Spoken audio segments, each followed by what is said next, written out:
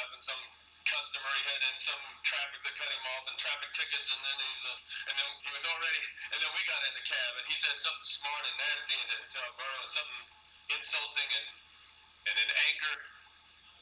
And I remember Alberto just looked at him and said, I'm sorry. You must have had a difficult day today. It must not be easy to be a cab driver in New York City, and I'm sorry, and I'll pray for you. And it's like, and I forgot even what he said, but Alberto loved him and showed him some words of kindness. And it was like throwing a bucket of cold water on this guy. I've seen him just in an instant change, because they're used to a dog eat dog, insult you, and then you insult back, and then he insults you back, and then let's go for it, man. Come on. But here he was insulting and saying something totally evil and wrong for no reason.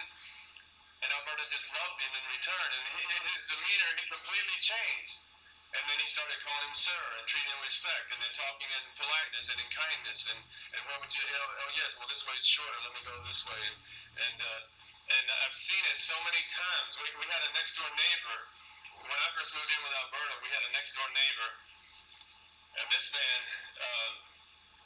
He had sailed, he was a merchant marine, had sailed the seven seas, he was raised rough and tough, and he had tattoos all over his arm, and then even living here, he was a security guard, of all places, on 42nd Street, and this was back in the old days when 42nd Street was so, and he was a bigot, he was like an Archie Bunker type, and prejudice.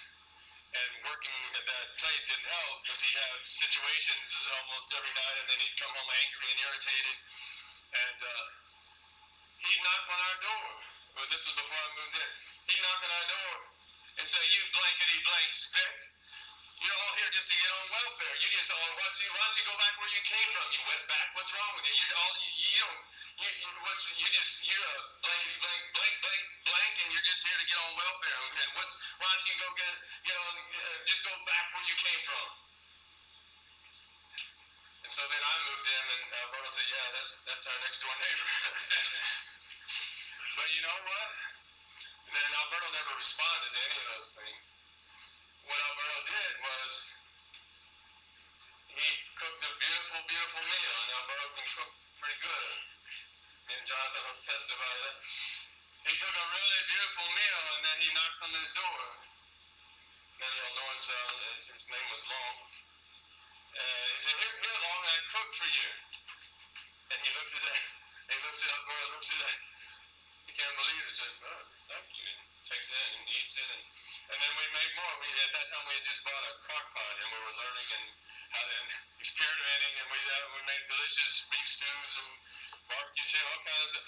And then we'd cook, and then we'd knock on his door. And you know what happened? Pretty soon, knock on our door. "Hey y'all, hey guys, I cooked something for y'all." And he started bringing it to us. And then how you like? "Oh, it's delicious," and then we started talking.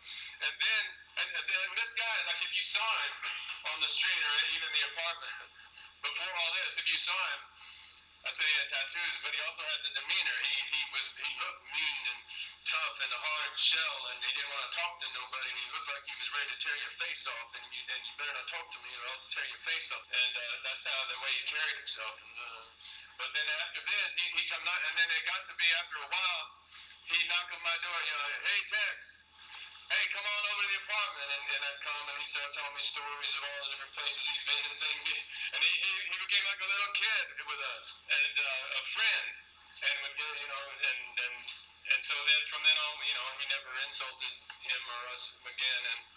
And he completely changed, at least with us. I don't know how he is with others. But and it was amazing. Like a little kid, laugh and tell me jokes, and just being not that tough demeanor. He let it. In other words, a lot of people have walls built up. They've been hurt so many times and misunderstood and mishandled and mistrusted and trusted people who hurt them. And then to find someone that loves you, people just want to be loved. People, I don't care how tough they look, they just want to be loved and respected and shown some kindness and someone to understand them. And this guy, then he started, now he moved away to California. He inherited a house there. And then he'd write us and say, "Look, it's Christmas. If y'all want, come and spend it in my house." come spend the holidays with me, you know, and he completely changed. But you see, do not be overcome by evil, but overcome evil with good. And now, I'm running out of time because this is, let's go down to where it says, dealing with anger, overcoming anger, managing, I want to talk about preventive maintenance. Dealing with anger, preventative maintenance. You see that on your notes?